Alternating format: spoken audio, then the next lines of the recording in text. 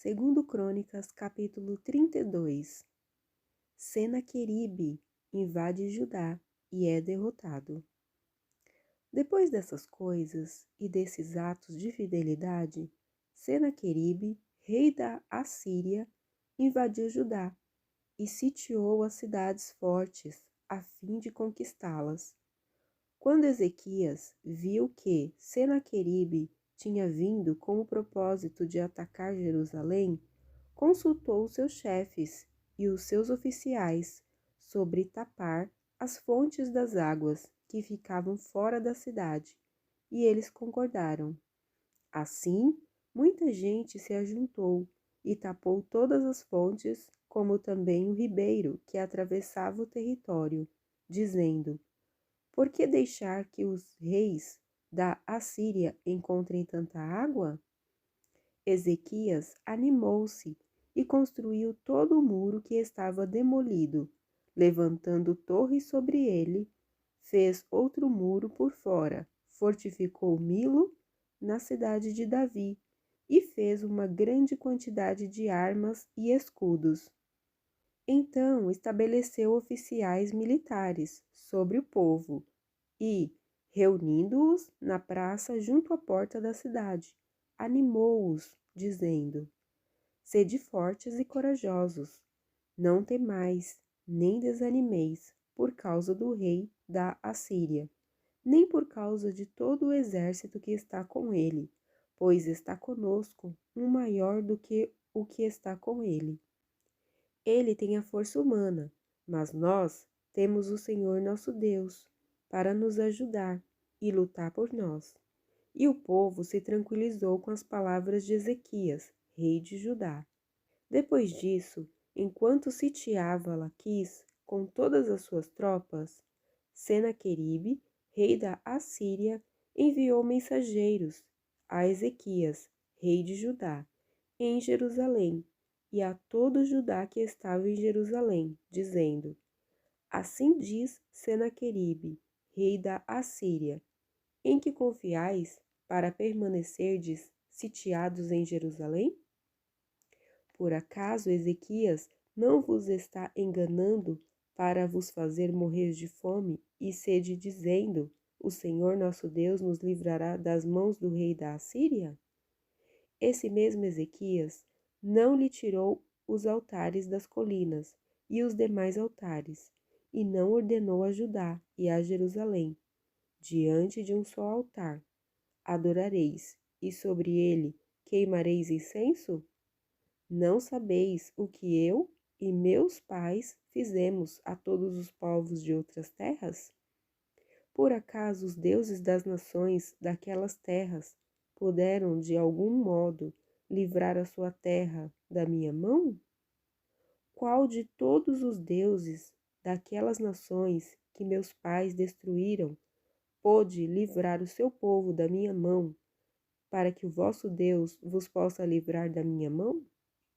Agora, não deixeis que Ezequias vos engane e vos iluda, nem lhe deis crédito, porque nenhum Deus de nação alguma, nem de reino algum, pôde livrar o seu povo da minha mão, nem da mão de meus pais, quanto menos o vosso Deus poderá livrar-los da minha mão. Agora, não deixeis que Ezequias vos engane e vos iluda, nem lhe deis crédito, porque nenhum Deus, de nação alguma, nem de reino algum, pôde livrar o seu povo da minha mão, nem da mão de meus pais, quanto menos o vosso Deus poderá livrar-vos da minha mão. Os mensageiros de Senaqueribe falaram ainda mais contra o Senhor Deus e contra seu servo Ezequias. Ele também escreveu cartas para blasfemar contra o Senhor, Deus de Israel, e insultando-o, assim como os deuses das nações das terras não livraram o seu povo da minha mão, assim também o Deus de Ezequias não livrará o seu povo da minha mão. Eles gritaram bem alto, na língua dos judeus, ao povo de Jerusalém que estava em cima do muro, para os atemorizarem, e os perturbarem, a fim de invadirem a cidade. Falaram do Deus de Jerusalém, como dos deuses dos povos da terra, que são obras das mãos dos homens. Mas o rei Ezequias e o profeta Isaías, filho de Amós, oraram por causa disso e clamaram ao céu. Então o Senhor enviou um anjo que destruiu todos os guerreiros valentes, os chefes e os líderes no acampamento do rei da Assíria. Envergonhando, ele voltou para sua terra, e quando entrou no templo de seu Deus, alguns dos seus próprios filhos o mataram ali à espada.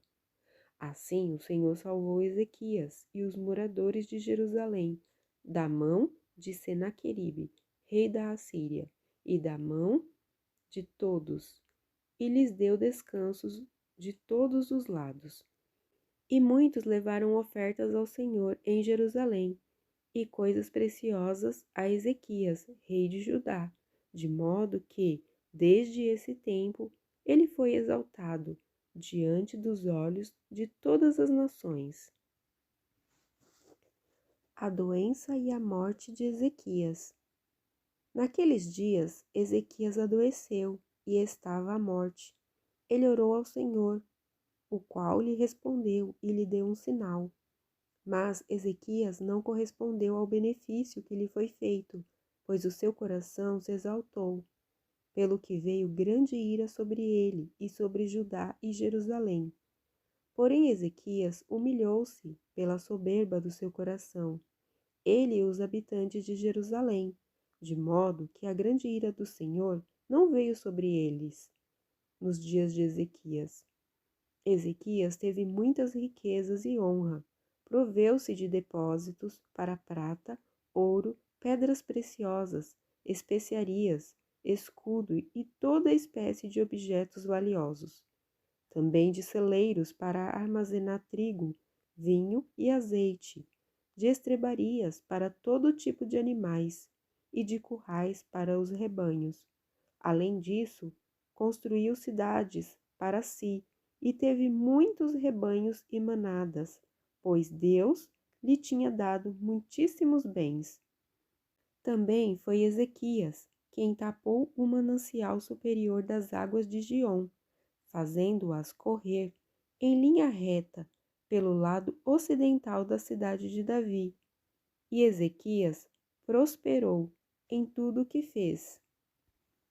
Mas, na questão dos embaixadores dos príncipes da Babilônia, que lhe foram enviados para perguntar sobre o prodígio que tinha sido feito na sua terra, Deus o desamparou para experimentá-lo e para conhecer as intenções de seu coração.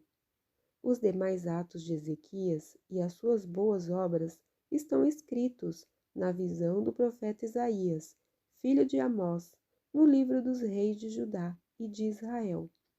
Ezequias descansou com seus pais e o sepultaram no mais alto dos sepulcros dos filhos de Davi. E todo o Judá e os habitantes de Jerusalém lhe renderam honra na sua morte, e seu filho Manassés reinou em seu lugar. Segundo Crônicas, capítulo 33. A idolatria de Manassés. Manassés tinha 12 anos quando começou a reinar, e reinou 55 anos em Jerusalém.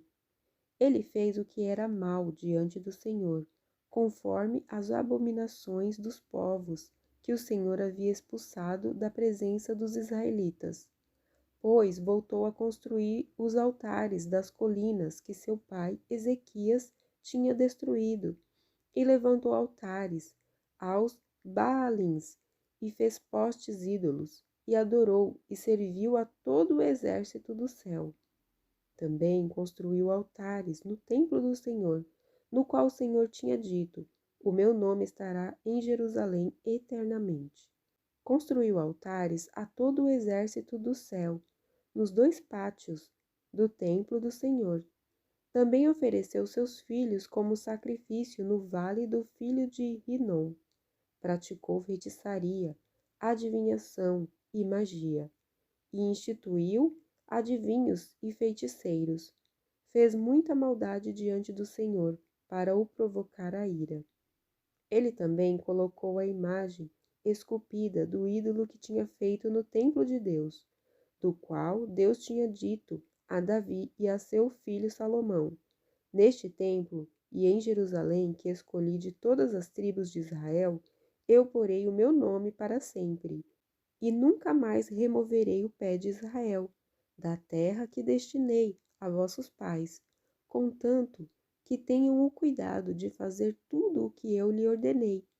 Toda a lei, os estatutos e as normas dados por intermédio de Moisés. Manassés levou Judá e os moradores de Jerusalém a se desviarem tanto que eles fizeram pior do que as nações que o Senhor tinha destruído da presença dos israelitas. O cativeiro e arrependimento de Manassés. O Senhor advertiu Manassés e o seu povo, mas eles não deram ouvidos. Então o Senhor enviou os comandantes do exército do rei da Assíria contra eles, os quais prenderam Manassés com ganchos e correntes de bronze e o levaram para a Babilônia. Em sua angústia ele suplicou ao Senhor, seu Deus, e humilhou-se muito diante de Deus de seus pais. Quando ele orou, Deus foi favorável e atendeu-lhe a súplica, e o levou de volta a Jerusalém ao seu reino. Então Manassés reconheceu que o Senhor era Deus. Depois disso, ele construiu um muro do lado de fora da cidade de Davi, a oeste de Giom, no vale, até a entrada da Porta dos Peixes, e o fez passar ao redor de Ofel, e o levantou muito alto. Também pôs oficiais do exército em todas as cidades fortificadas de Judá. Tirou os deuses estrangeiros e o ídolo do templo do Senhor, como também todos os altares que tinha construído no monte do templo do Senhor e em Jerusalém, e os jogou para fora da cidade. Também reformou o altar do Senhor e ofereceu sacrifícios de ofertas pacíficas e de ações de graças sobre ele, e ordenou a Judá que servisse ao Senhor, Deus de Israel. Porém o povo ainda sacrificava nos altares das colinas, mas somente ao Senhor seu Deus. Os demais atos de Manassés e a sua oração ao seu Deus e as palavras dos videntes que lhe falaram em nome do Senhor, Deus de Israel, estão nas crônicas dos reis de Israel. A sua oração, como Deus foi favorável para com ele, todo o seu pecado e a sua transgressão, os lugares onde construiu altos e pôs os postes ídolos e as imagens esculpidas, antes de ter se humilhado, também estão escritos nas crônicas dos videntes. Manassés descansou com seus pais, e o sepultaram em sua propriedade, e seu filho Amon reinou em seu lugar. O reinado de Amon em Judá. Amon tinha 22 anos quando começou a reinar, e reinou 2 anos em Jerusalém. Ele fez o que era mal diante do Senhor, como seu pai Manassés. Amon sacrificou a todas as imagens esculpidas que seu pai Manassés tinha feito e as cultuou. Mas não se humilhou diante do Senhor, como seu pai Manassés tinha se humilhado.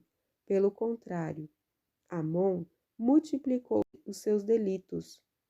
Seus servos conspiraram contra ele e o mataram em seu palácio. Mas o povo da terra matou todos os que conspiraram contra o rei Amon e proclamou seu filho Josias rei em seu lugar.